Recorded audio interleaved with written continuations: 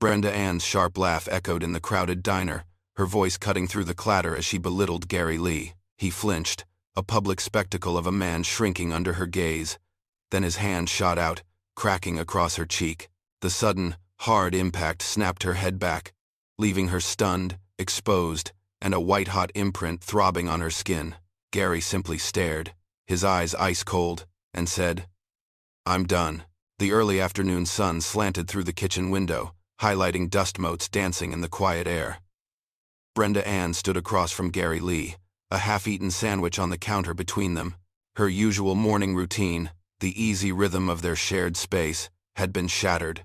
Her voice, sharp as a fresh-honed knife, had sliced through the quiet, a familiar taunt aimed at his perceived lack of ambition. It was the same worn-out critique, a Tuesday morning ritual. Only this time, something shifted. Gary, who usually absorbed her barbs like an old sponge, stood straighter. His eyes, typically clouded with a kind of resigned patience, suddenly cleared. His hand moved with an unexpected speed, not a slap, but a clean, hard strike across her left cheek. The sound was flat, a dull thud in the otherwise silent kitchen. Brenda Ann stumbled back, catching herself on the edge of the counter, her mind scrambling to catch up with the sudden physical shock. The pain was minimal, a hot flush, but the impact had vibrated through her skull. More than the physical sting, it was the sheer audacity, the break in the pattern, that seized her. A strange, almost perverse thrill shot through her, a jolt of recognition for the man she thought she knew so well. "What's the matter, Gary?" she sneered, her voice trembling slightly, but still laced with its usual venom. Did Mommy's little boy finally grow a pair? She watched for the familiar shrinking, the quick retreat into himself. She expected shame, a mumbled apology. Instead, Gary's usually warm brown eyes hardened, turning to cold, flat steel. The warmth that had always been there, even in his most silent moments, evaporated. "I'm done, Brenda," he stated, his voice even, devoid of the tremor she anticipated. "This ends now."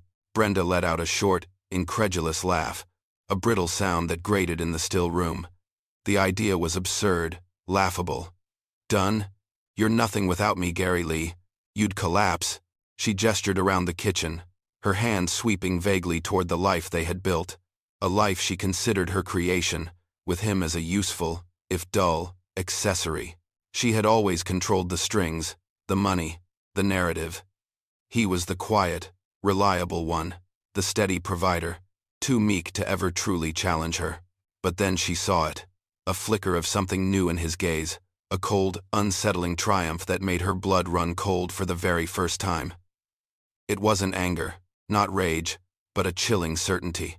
It was the look of a man who had planned, calculated, and finally executed. The air in the kitchen grew heavy, thick with a tension she couldn't quite name. Gary remained perfectly still, his eyes fixed on hers. He didn't raise his voice, didn't make another move. He simply tipped his head slightly and said, with an unnerving calm that settled deep in her bones, "Check your phone, Brenda Ann."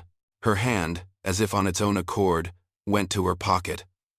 Her fingers, despite her outward show of bravado, trembled ever so slightly as she pulled out the device. The screen lit up, displaying a new email notification.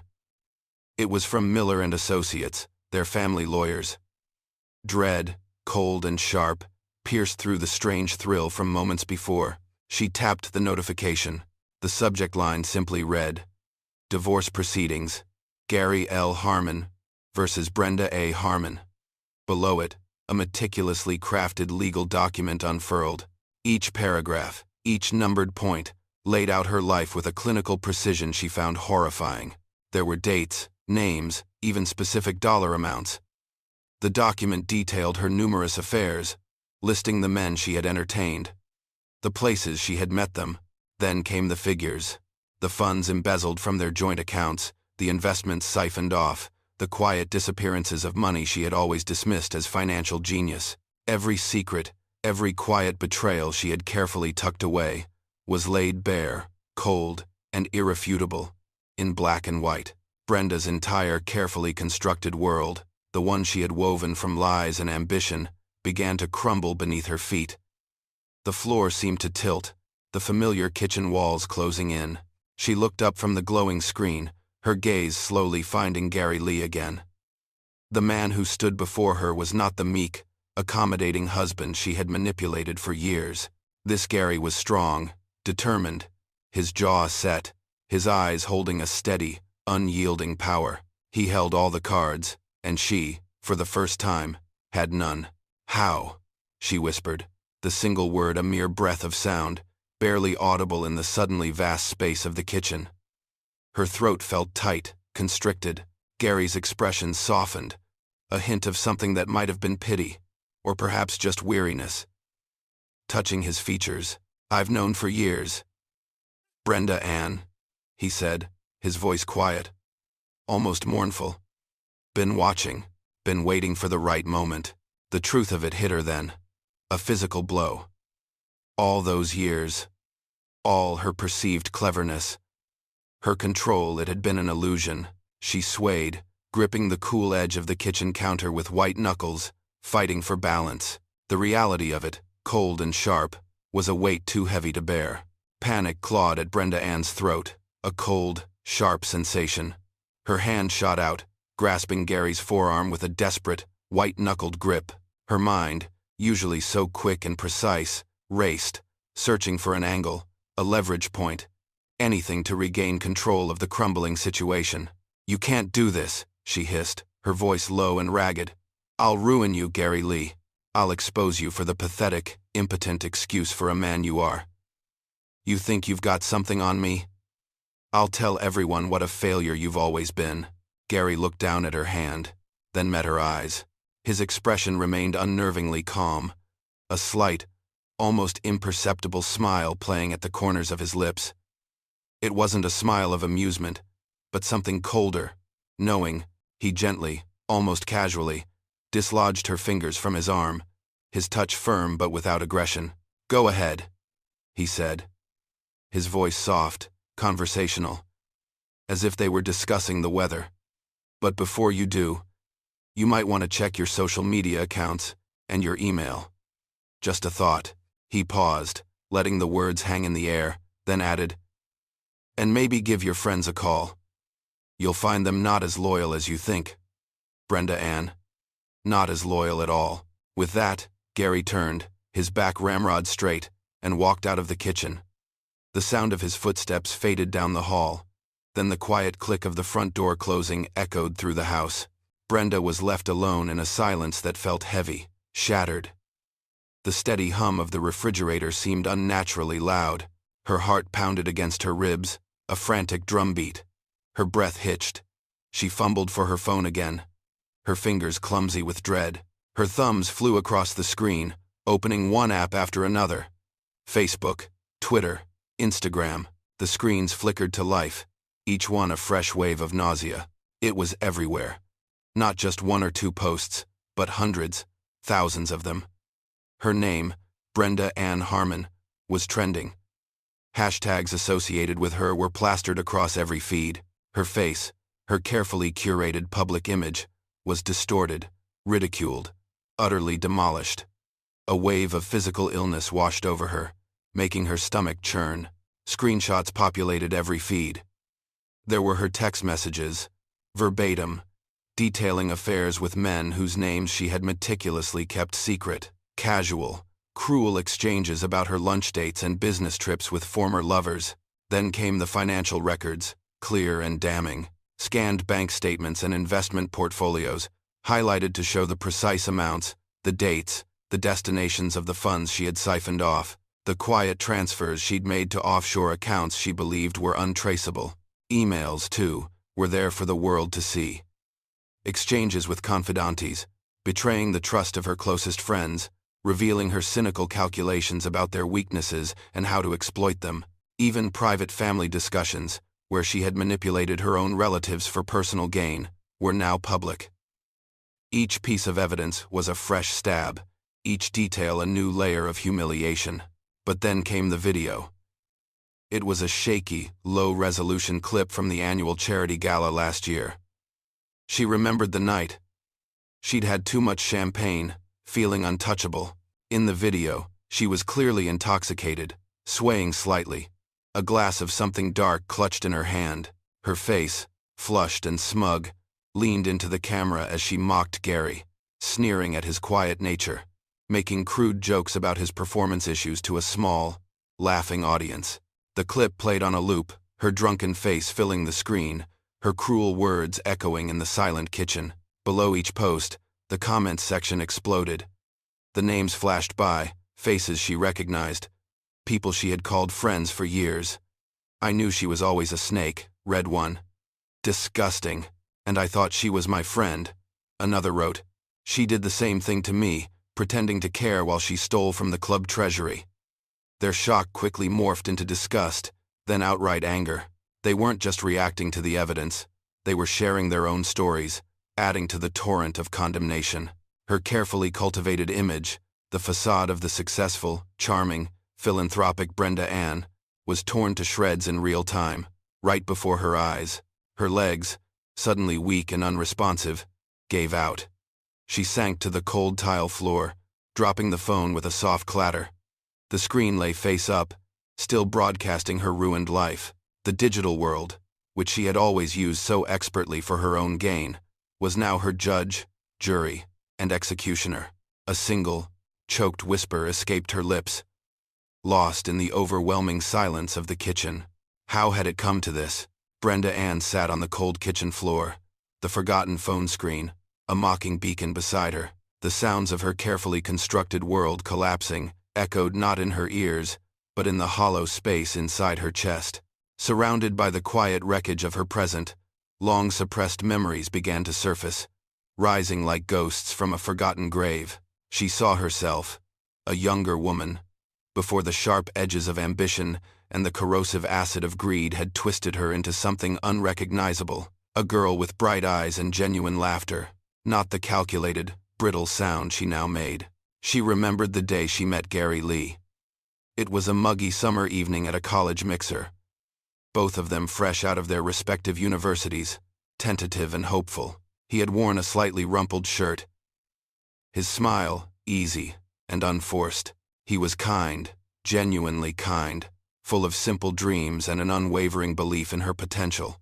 In the bright future she so confidently spoke of, she had fallen for him hard and fast, swept away by his quiet strength, his steadfast warmth. He saw the best in her, or perhaps the best she pretended to be. A bitter question hung in the stale kitchen air. When had that profound, almost dizzying love turned to contempt? When had the appreciation for his unwavering support morphed into a cynical understanding of his exploitable weakness? His steady nature, once a comfort, had slowly become a source of irritation, then a target. His trust, once cherished, became a tool. More memories flooded her mind, each one a sharp, precise cut. The first time she cheated, not out of passion or desire, but as a calculated maneuver. A wealthy client. A necessary step up the social ladder she was so determined to climb. She had justified it then, told herself it was a small sacrifice. A necessary evil for the grander scheme. The perverse rush she'd felt when she successfully manipulated a business rival, subtly planting rumors, sabotaging his reputation until his career lay in ruins, all to secure a promotion she felt she deserved. The quiet, insidious ways she had isolated Gary from his friends and family. Subtle criticisms, manufactured disagreements, until he had no one left but her. She had needed him to be utterly dependent, believing she was his only anchor. Each memory felt like a sharp knife, twisting deeper, forcing her to confront the monster she'd slowly, deliberately become.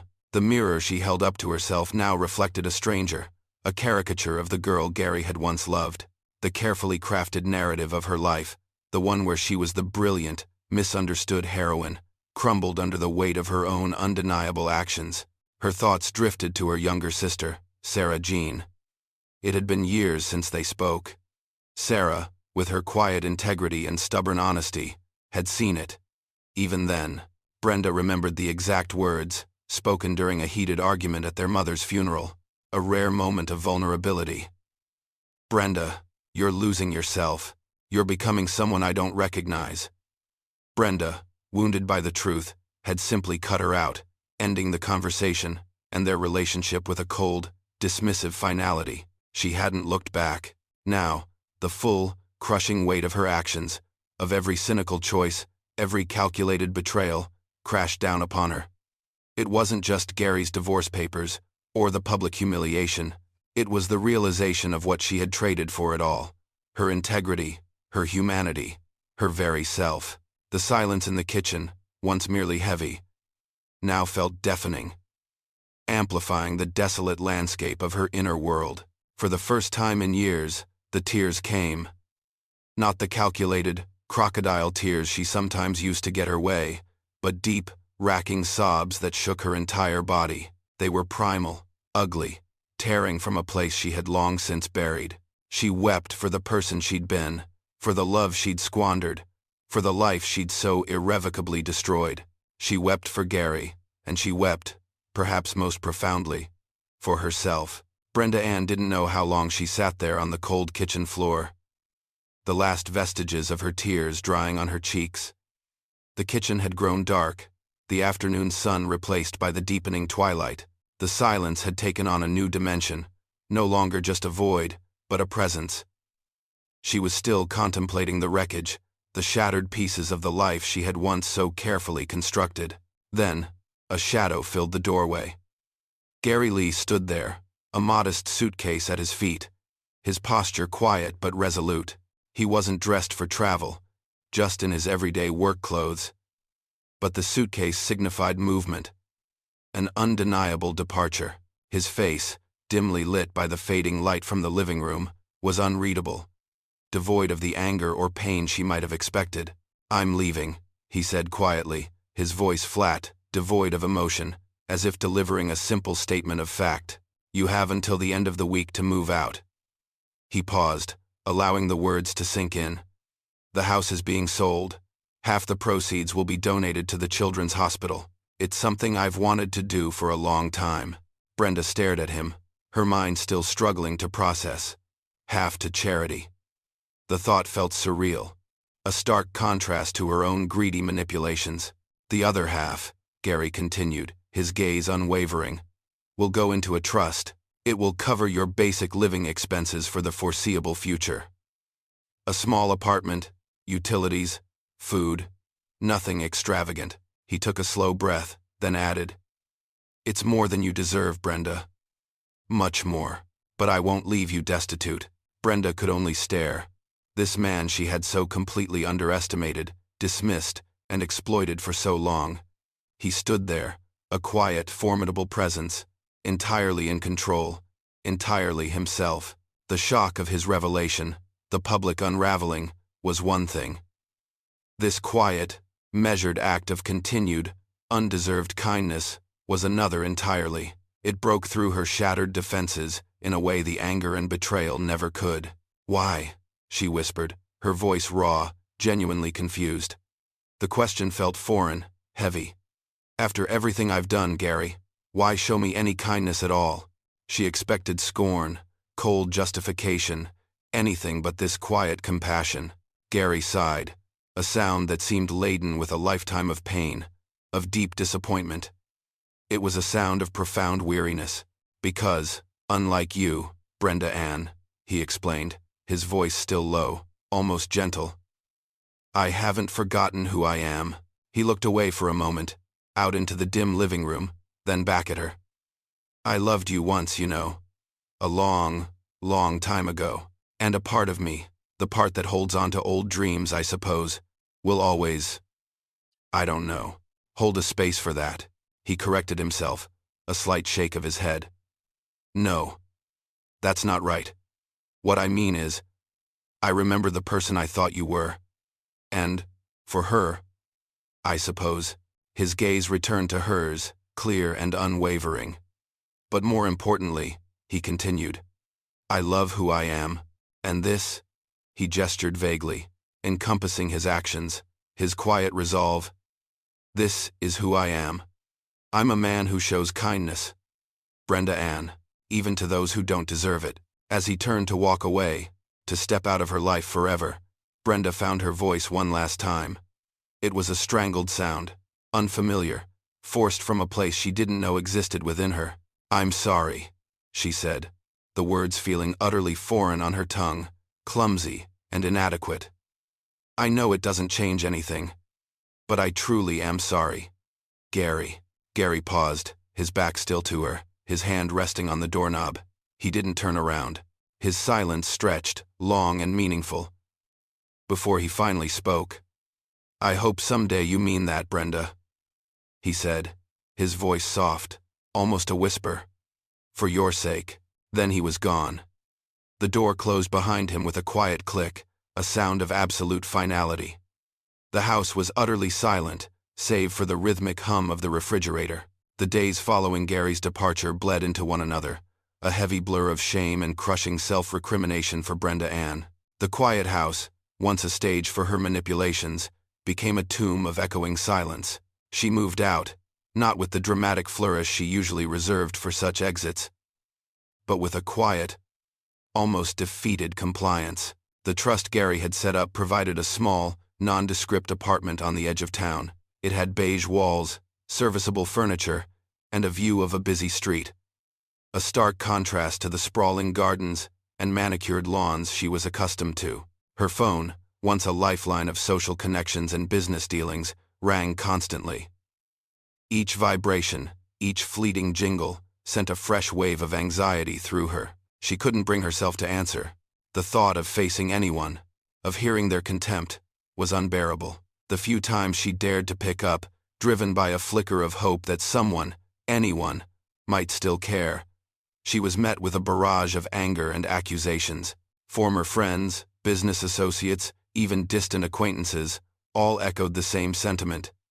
Disgust, betrayal, and a fierce condemnation that left her reeling.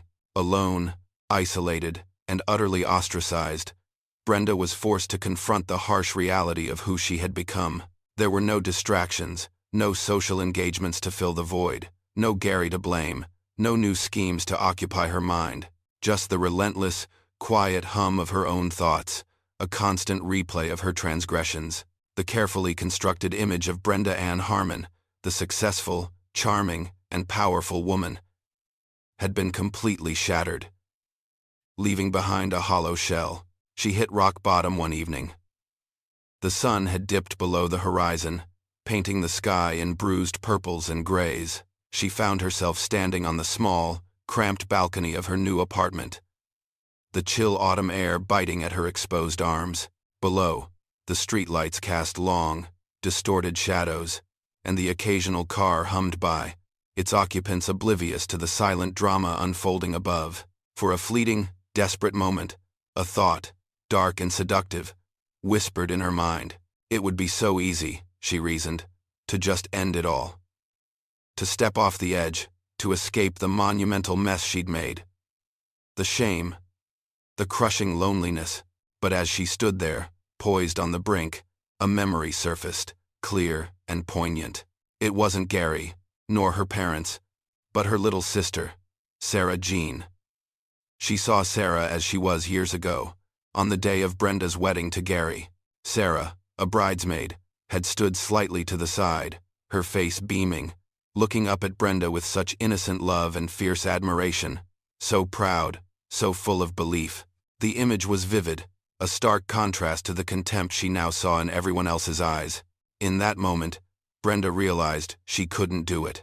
She couldn't inflict this final, irreversible disappointment on Sarah, or on Gary, or on the few others who had genuinely cared for her at one point. The idea of adding another layer of pain to their lives, of giving them one more thing to regret about her, felt worse than facing the consequences of her actions. It would be another act of selfishness. Another escape. Stepping back from the railing, her legs shaky but firm, she made a profound decision. It wasn't a sudden flash of redemption, but a quiet, almost weary resolve. It was time to face the music, truly face it. For the first time in her life, she would take responsibility.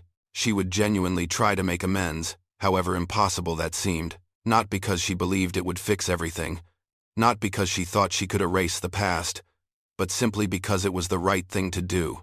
It was the only path forward she could now see.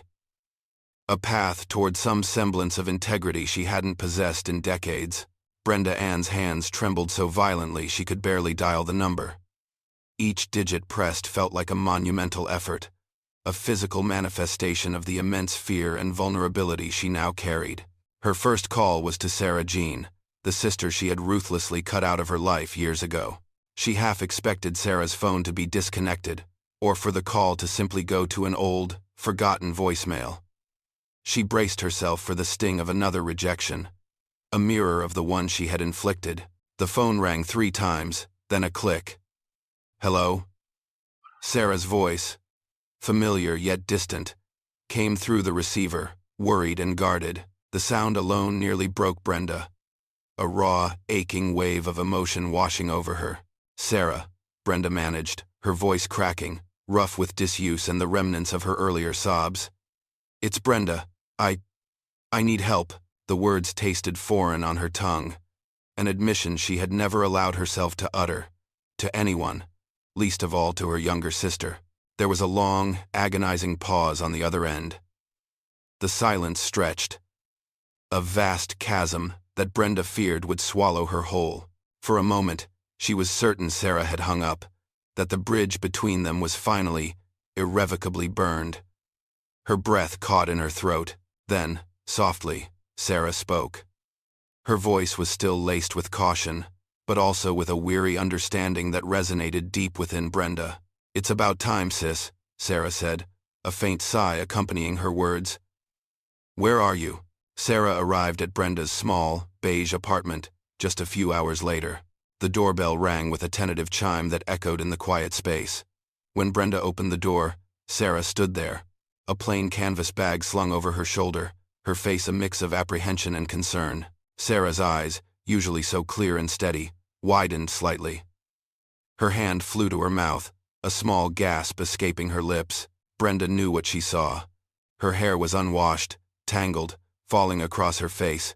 Her clothes, the same ones she'd worn for days, were rumpled. Her face was puffy, streaked with dried tears, her eyes red and shadowed. It was a stark image of complete unraveling, a far cry from the immaculate, composed woman Sarah had last seen. "Oh, Brenda," Sarah whispered. The words filled with a sorrowful concern that instantly pierced Brenda's defenses. Without another word, Sarah stepped forward, closing the distance between them, and pulled Brenda into a tight, desperate hug. It wasn't the tentative embrace Brenda might have expected, but a firm, almost fierce grip, as if Sarah was holding her together. Just like that, the floodgates opened again. Brenda buried her face in Sarah's shoulder, clinging to her little sister as years of pent-up emotion, of loneliness, of regret, poured out in uncontrollable, racking sobs. The tears felt different this time, cleansing rather than self-pitying. They talked for hours, truly talked. For the first time in what felt like forever, there were no facades, no manipulations, no calculated words. Brenda confessed everything. The sordid affairs, each one a cold, transactional exchange. The calculated embezzlement, the intricate web of lies she'd spun. The cruel games she'd played with people's lives, the casual destruction she had wrought. She didn't spare herself, detailing the callousness, the hunger for power, the relentless self-interest that had driven her. Sarah listened silently, seated across from her on the worn sofa, her hands clasped in her lap. She offered neither condemnation nor immediate absolution. Her gaze remained steady, empathetic, but clear-eyed. She simply absorbed the torrent of Brenda's confession, letting the truth hang in the air between them. When Brenda finally finished, her voice raw, her body emotionally drained and raw, Sarah gently reached out and took her hands in hers. Her touch was warm, comforting. "Brenda," Sarah said gently, her voice soft but firm. "You've done some terrible things, and there's no denying that. But the fact that you can see that now, that you're willing to say it out loud, that you want to change, that's the first step. It's a big one." She squeezed Brenda's hands. "It won't be easy, sis. Many people won't forgive you, and you might have to live with that. But I'm here. We'll figure this out together. Over the next few grueling months, With Sarah Jean's unwavering and quiet support, Brenda Ann began the long, painful process of trying to make amends. Sarah didn't preach or constantly remind Brenda of her past mistakes. Instead, she was simply present, a steady hand, a quiet listener, offering pragmatic advice and the occasional shared meal in the small apartment. Her presence was a constant, gentle anchor in Brenda's turbulent world. Brenda's first tangible step was to write. She spent hours at the worn kitchen table, hunched over plain notepaper, carefully crafting each letter. These weren't pleas for forgiveness. She understood, with a clarity she'd never possessed before, that forgiveness was not hers to demand. Instead, each letter was a meticulous accounting of her actions, a stark and unvarnished admission of responsibility for the pain she had caused. She wrote to former colleagues, to the business rival she'd ruined, to the members of the charity she'd pilfered from, to the people whose trust she'd casually betrayed. The stack of sealed envelopes grew, each one a testament to a broken relationship. Most of those letters went unanswered. The silence that followed their mailing was a stark reminder of the deep, often irreparable wounds she had inflicted. No calls, no emails, just the heavy weight of absence. A few people did reach out, though often only to convey the profound depth of the pain she had caused them, their words sharp, their anger still palpable. Brenda read each one, not flinching from the accusations, but absorbing them as part of her necessary penance. Beyond the letters, Brenda also sought professional help. Sarah had quietly suggested it, leaving a card for a therapist on the kitchen counter one morning. Starting therapy felt like another profound admission of weakness, but Brenda, for once, acknowledged the need. The sessions were brutal, relentless. Her therapist, a woman with kind but piercing eyes, gently but firmly pushed Brenda to excavate the root causes of why she had become the person she was. She was forced to confront the deep-seated insecurities and fears that had driven her destructive behavior for so long. The sessions peeled back layers of her carefully constructed persona, revealing the raw, uncomfortable truths beneath. She faced the shame of her manipulation, the cold calculation of her cruelty, the desperate need for control that had devoured her better instincts.